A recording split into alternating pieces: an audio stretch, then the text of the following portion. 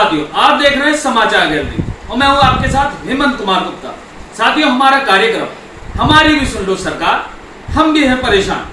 मैं आज हमारी खास मेहमान है श्रीमती शिवाली अग्रवाल, जो कि एक गृहिणी है, टीचर भी है, साथ ही साथ समाज सेविका है, वह उत्तर प्रदेश व्यापार मंडल में नगर महामंत्री के पद पर भी है। शिवाली जी, आपका स्वागत है हमारे कार्यक्रम में। शिवाली जी, चूंकि आप एक टीचर हैं, साथ ही साथ समाज सेविका है, गृहिणी भी है और उत्तर प्रदेश व्यापार मंडल में पदाधिकारी भी, लॉकडाउन के बाद आपको किन किन परेशानियों का सामना करना पड़ सकता है, इस विषय में आपकी राय है? जैसा कि हम सभी जानते हैं कि अनलॉक की प्रक्रिया शुरू हो गई है और इस प्रक्रिया के अंतर्गत हमें और भी ज्यादा समस्याओं का सामना करना पड़ रहा है। मैं एक गृहिणी हूँ और गृहिणी होने के नाते मेरे ऊपर बहुत सारी जिम्मेदारियां हैं। पहले मेरे पति घर पे रहते थे और हम दोनों मिलकर सारा काम कर लेते थे। अब ये काम पर चले जाते हैं। चूंकि अभी स्कूल और कॉलेज भी बंद है तो बच्चे भी घर पर हैं। उन लोगों के लिए तरह तरह का खाना बनाना, उनको पढ़ाना और उनके साथ डिसिप्लिन रखना, यह सब बहुत बड़ी जिम्मेदारी का काम है। साथ ही मुझे बाजार भी जाना पड़ता है और सामान भी लाना पड़ता है। लेकिन क्या होता है कि 3 दिन अलग दुकानें खुलती हैं, 3 दिन अलग सामान की दुकानें खुलती हैं, तो एक बार में सारा सामान नहीं आ पाता, उसमें मेरा टाइम वेस्ट होता है। दूसरी बात, मैं एक टीचर भी हूँ, अपने बच्चों को तो मुझे पढ़ाना ही है, लेकिन साथ ही साथ मुझे अपने स्कूल के बच्चों को भी पढ़ाना होता है। पहले हमारे लिए पढ़ाना थोड़ा आसान था, हम स्कूल जाते थे और बच्चों को पढ़ा देते थे, लेकिन हमारे लिए अब बहुत मेहनत का काम हो गया है ये जो हमें ऑनलाइन पढ़ाना पड़ता है। ऑनलाइन पढ़ाना और ऑनलाइन वीडियो बनाकर बच्चों को पढ़ाना, ये एक बहुत मुश्किल काम है। इन दोनों के साथ साथ मैं एक समाज सेविका भी हूँ और संस्थाओं से जुड़ी हुई हूँ। जरूरतमंद लोगों की हमेशा से ही मैं सेवा करती आई हूँ। लॉकडाउन पीरियड में इसकी बहुत ही आवश्यकता महसूस हुई और हमने अपना बहुत अच्छा देना चाहा, लेकिन हुआ क्या कि सरकार के गाइडलाइंस के अनुसार हम सामूहिक रूप से लोगों को इस तरह की राहत नहीं पहुंचा पाए।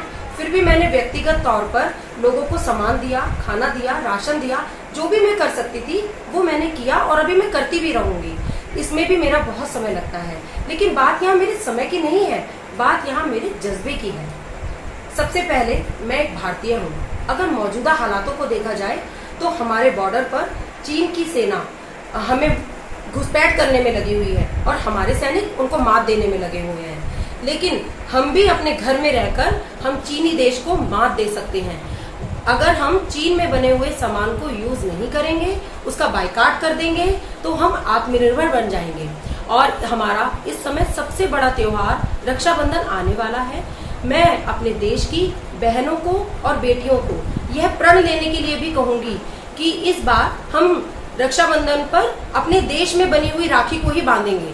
हम अपने भाई की कलाई पर चाहे कलावा ही क्यों ना बांधें, लेकिन चीन में बनी हुई राखी हम नहीं बांधेंगे। शिवाली जी, आप व्यापार मंडल में पदाधिकारी हैं। सरकार के कहने पर लॉकडाउन में व्यापारियों ने अपनी दुकानें बंद रखी हैं, तो क्या जो बैंक की EMI व्यापारियों की है लॉकडाउन की अवधि की, वो माफ होनी चाहिए, साथ ही साथ उनकी दुकानों के बिल माफ होने चाहिए, इस विषय में आपकी राय क्या है? चूंकि मैं व्यापार मंडल में महामंत्री के पद पर ही हूँ, हम सभी देख रहे हैं कि बहुत लंबे समय से सभी व्यापार बंद है, पूरा व्यापार ठप है, कोई आमदनी के साधन नहीं है। लेकिन हमने एक लोन तो ले ही रखा है और EMI भी है, बिजली के बिल भी हैं, लगातार बिजली चल ही रही है, तो मैं ये तो नहीं कहूंगी कि सरकार उसको पूरी तरीके से माफ कर दे। अगर मौजूदा हालातों को देखा जाए तो हमारे देश की अर्थव्यवस्था पूरी तरीके से चरमरा चुकी है, तो सरकार पूरी तरीके से तो इसको माफ नहीं कर सकती। लेकिन मैं एक निवेदन जरूर करूंगी सरकार से कि उन्होंने जो EMI भरने का एक निश्चित अवधि दी है 3 महीने की बढ़ाने के लिए, एक तो उस समय अवधि को बहुत बढ़ा दिया जाए, आंशिक रूप से ब्याज दर को भी कम कर दिया जाए या पूरी तरीके से उसको माफ कर दिया जाए। उससे ये होगा कि हमारा बजट धीरे धीरे अपनी पटरी पर आ जाएगा, हमें कुछ राहत मिलेगी और दोबारा हम इस समस्या से उभर जाएंगे और वापस हम अपना व्यापार कर सकेंगे। शिवाली जी, लाइट की बिल के विषय में आपका क्या कहना है, माफ होने चाहिए या नहीं? देखिए भैया, माफ तो सरकार नहीं कर पाएगी क्योंकि अर्थव्यवस्था चरमरा चुकी है, तो हमारा भी फर्ज बनता है कि हम सरकार का किसी न किसी रूप में सहयोग करें। उसको अगर वो प्रतिशत कम कर दे तो मुझे लगेगा कि वो भी हमारे लिए एक बहुत बड़ी राहत होगी। शिवाली जी, हमारे कार्यक्रम में समय देने के लिए आपका बहुत बहुत धन्यवाद। आपका भी बहुत बहुत धन्यवाद।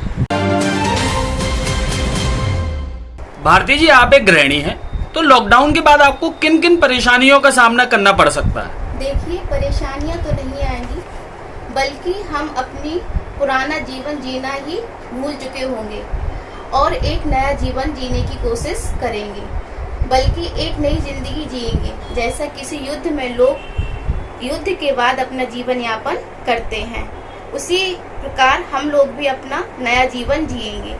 वह नई जिंदगी हमें यह सिखाएगी, एक सर्वे के अनुसार हमें यह सिखाएगी कि हमारी जो आदतें हैं कम से कम उनको चेंज होने में 3 साल लेगी, क्योंकि हम कोरोना के साथ ही अपना जीवन यापन करेंगे।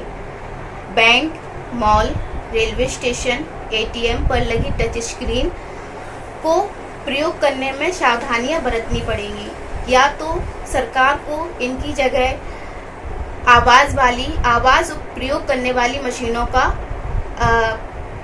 प्रयोग करना चाहिए, क्योंकि हमारे कार्य करने के तौर तरीके पूरी तरह से चेंज हो जाएंगे। कोरोना ने हमें यह सिखाया है केवल हमारी प्राथमिकता रोटी, कपड़ा और मकान, इन्हीं के लिए अपना जीवन यापन करना पड़ेगा और इन्हीं के अनुसार हमें अपना व्यापार चलाना पड़ेगा। दाल रोटी खाओ और प्रभु के गुण गाओ। भारती जी, क्या लॉकडाउन की अवधि के स्कूल की फीस और बिजली के बिल माफ होने चाहिए? हम सरकार को लगभग डायरेक्ट इनडायरेक्टली 45% टैक्स देते हैं, तो यह सरकार की जिम्मेदारी है कि वो हम मध्यम वर्गीय परिवारों को स्कूल फीस, बिजली बिल जो कि लॉकडाउन के टाइम पूरी तरह से बंद थे, वह माफ करनी चाहिए। शिल्पी जी, आप एक गृहिणी हैं, हाउसवाइफ हैं। अनलॉक की प्रक्रिया चालू हो गई, लॉकडाउन खत्म होने को है, तो आपको लॉकडाउन के बाद किन किन परेशानियों का सामना करना पड़ सकता है? गृहिणी होने के नाते ऐसा नहीं है कि लॉकडाउन के बाद ही परेशानियां मिलेंगी। हम लोगों को लॉकडाउन चल रहा था तब भी परेशानियां थी, क्योंकि हमें लगता है गृहिणी ने ही उस समय लॉकडाउन को बहुत अच्छे से संभाला है। बच्चे घर पे थे और जेंट्स घर पे थे, उनकी डिमांड्स पूरी कर रही हैं, तो थोड़ी तो परेशानी हुई, लेकिन बहुत अच्छा समय भी बिताया है वो टाइम। लेकिन ये समय कंटिन्यू नहीं चल सकता कि पूरा जीवन उसके साथ बिताया जा सके। जैसे राम जी का एक वनवास हुआ था, तो उसके बाद एक अच्छा समय आया था। हाँ, हम लोगों का भी वनवास चल रहा है, लेकिन अच्छा समय आएगा, उसका इंतजार करना पड़ेगा। और इस समय जिस तरह से झांसी में केसेस बढ़ते चले जा रहे हैं, तो उसको ध्यान में रखते हुए हम लोगों को सावधानियां ज़्यादा बरतनी पड़ेगी। अपने घर के बच्चों का और बुजुर्गों का ज़्यादा ध्यान देना पड़ेगा। और जैसे हर साल गृहिणी होने के हाउसवाइफ के बेटी होने के नाते हर साल हम लोगों का मन होता है गर्मियों की छुट्टियों में अपने मायके जाएं, या मायके से कोई मिलने आ जाए, या कोई रिश्तेदार है कहीं भी जाना है, जो हम लोग इस साल नहीं जा पाए हैं। तो इसकी तकलीफ हर बेटी को होएगी। और हम शिल्पी जी, सबसे ज्यादा दुख मायके न जाने का है। हाँ, क्यों नहीं होएगा, हर साल का बच्चे भी मिस कर रहे हैं कि नानी के घर नहीं गए। शिल्पी जी, लॉकडाउन की अवधि का क्या बिजली का बिल माफ होना चाहिए, और क्या बच्चों की स्कूल की फीस माफ होनी चाहिए? हाँ, मेरे ख्याल से पूरी माफ अगर सरकार नहीं कर सकती है तो मिनिमम लेना चाहिए, क्योंकि हम लोग जो टैक्स देते हुए अभी तक आए हैं, उसको देखते हुए, और इनकम 3 महीने कोई हुई नहीं है, तो कहाँ से पेमेंट कर दिया जाएगा? तो एक मिनिमम अमाउंट लेना चाहिए, उससे ज्यादा नहीं। धन्यवाद शिल्पी जी।